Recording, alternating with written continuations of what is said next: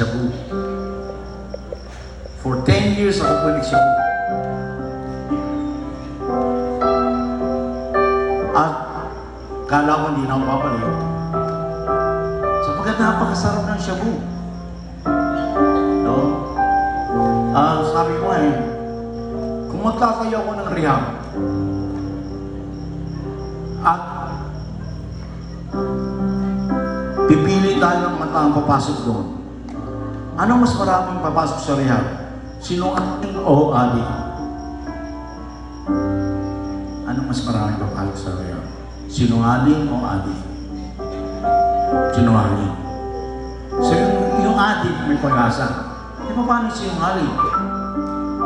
May pag-asa ba? Meron. Si Jesus. So ito yung letter.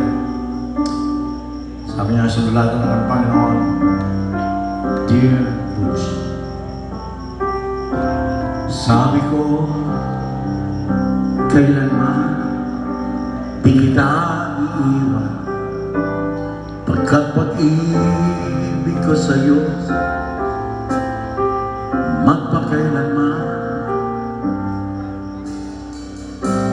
Kahit na ako'y lagi mo sinasaktan, di magbabago itong puso ko.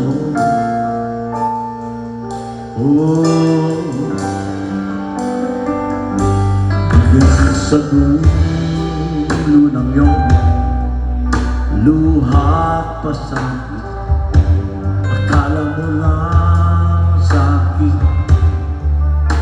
ika'y nawali. Nais ko lang naman muling marinig ang iyong tinig na sa'king isang awa.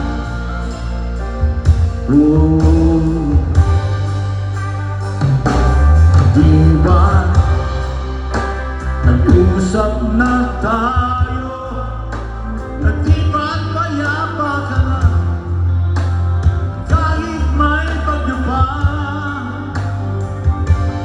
Ba't ngayon ika'y bumabalik? Sa nasaan kaya ako? Nag-usap na tayo.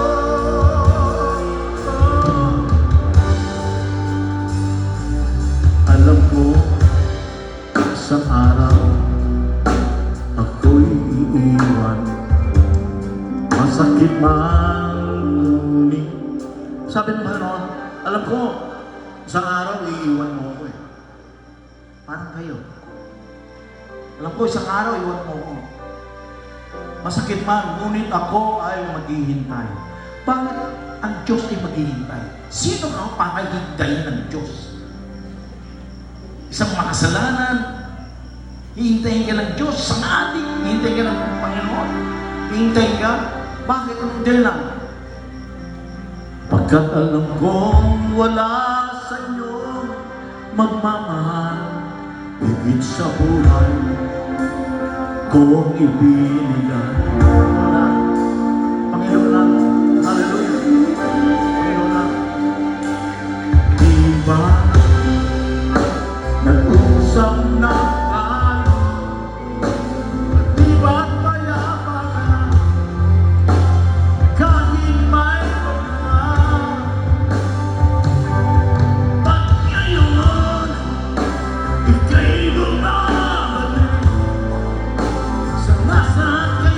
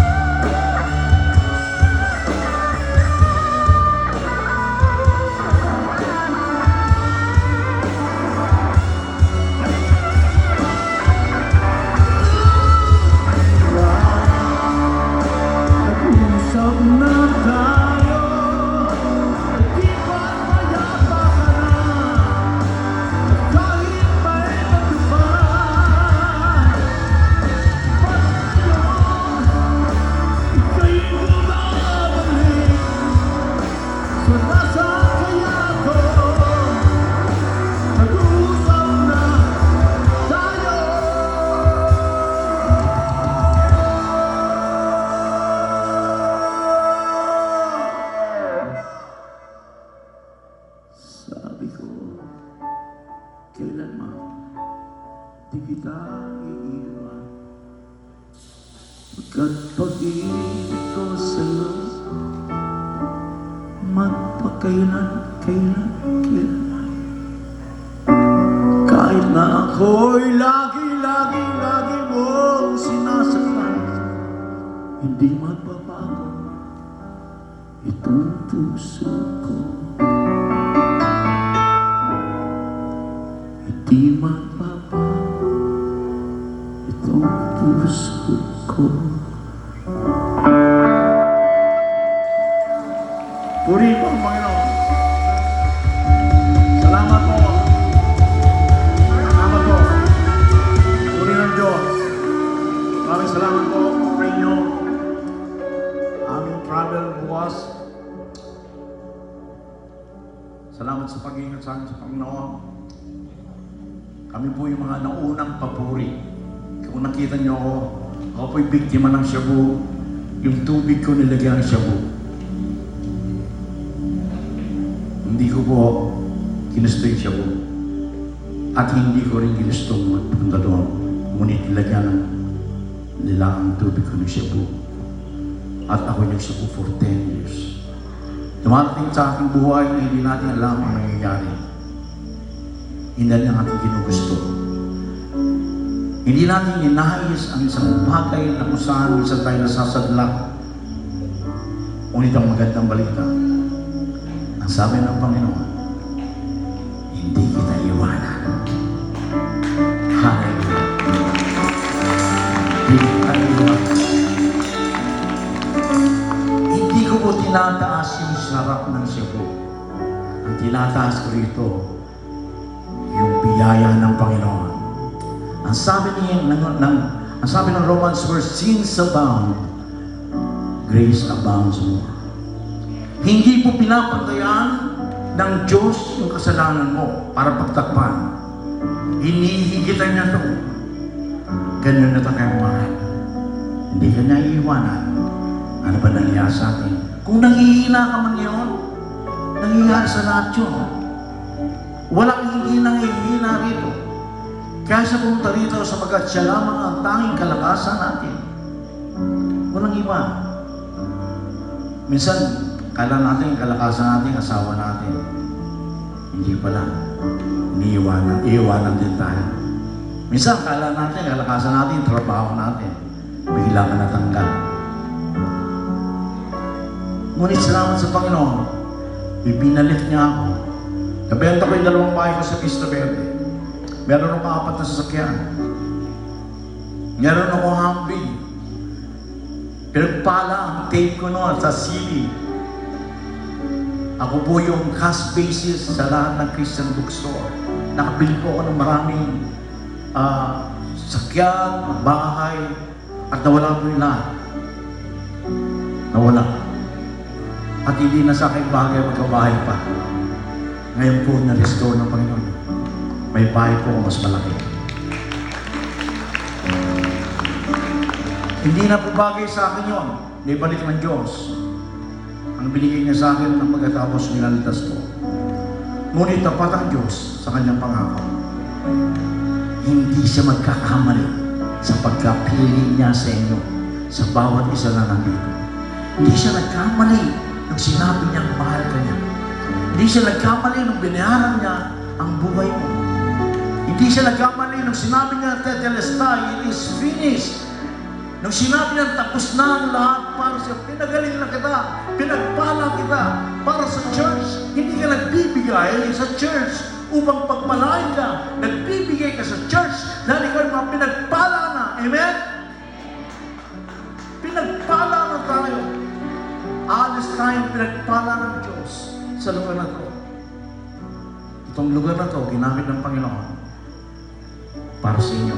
At kung sino man dito ang nanlalamig, at kung sino man dito hindi pa nakakakilala sa Panginoon bilang Panginoon na tagapagligtas ng kanyang buhay, kapatid, ako wala nang kwenta ang buhay ko. Dumating sa point na ang buhay ko wala nang kwenta. Kasi nakatingin ako doon sa kwenta ko. Hindi ako nakatingin doon sa nagbigay ng kwenta. Kadalasan tayo tumitingin sa kwenta natin. Kadalasan nakatingin tayo sa mga kasalanan ginagawa natin. Hindi tayo nakatingin doon sa nagpalaya sa atin. Kaya minsan pag tayo nagkakamali, nagkakasala, ayaw na muna natin mag-church. Hindi mo na ako church. Hindi naman ako nagbabago. Kahit kaya mo magbago. Sino kaya magbago rito? Wala kayong kapangyarihan na magbago. Si Jesus lang ang pwedeng magbabago sa inyo. Huwag kayong magyabang. Si Jesus lang ang pwedeng magbabago.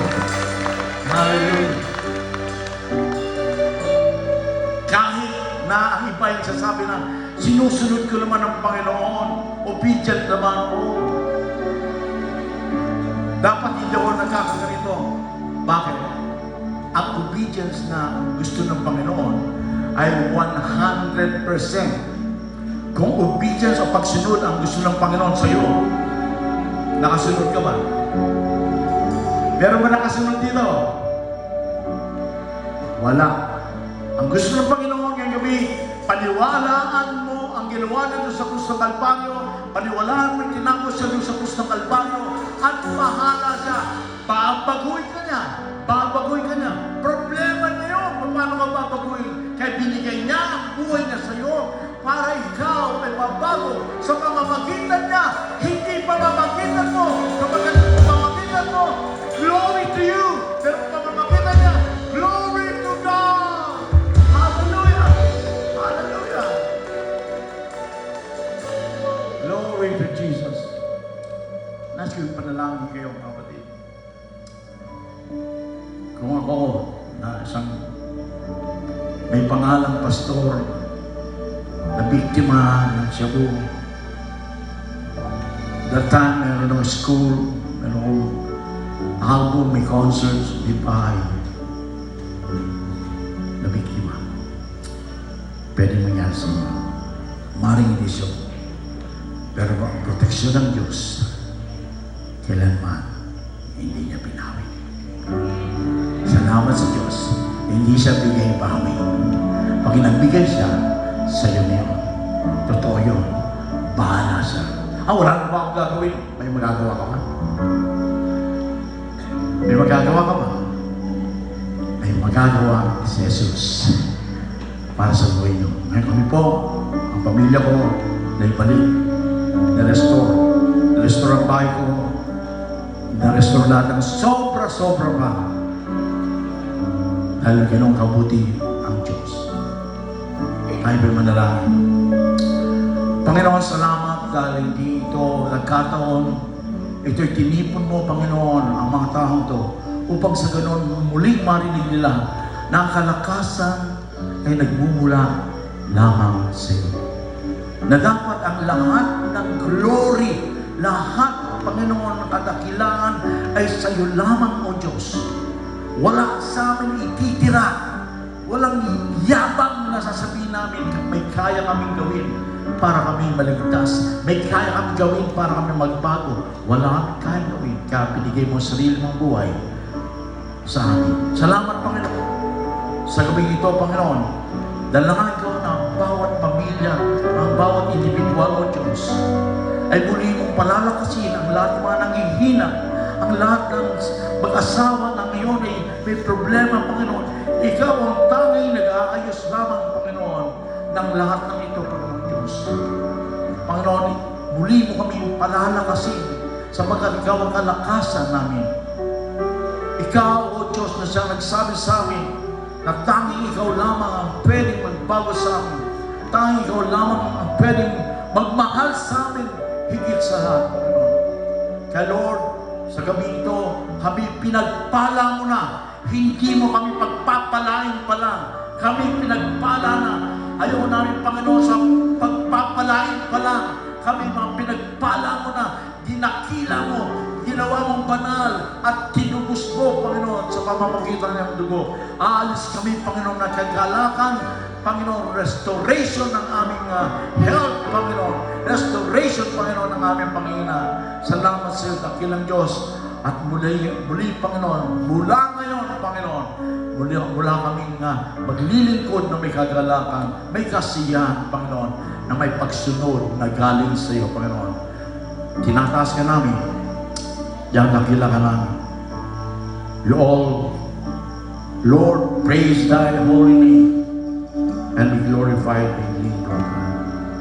Salamat muli, Panginoon, sa mga taong to na dumalo. Salamat sa banda, salamat sa producer, salamat sa grupong nag-organize ito, Panginoon, sapagkat ikaw, Panginoon, ang siyang tumawag sa kanila. Ito ang aming dalangin naman sa matamis na pangalan ng Jesus. Amen and amen. God bless you po.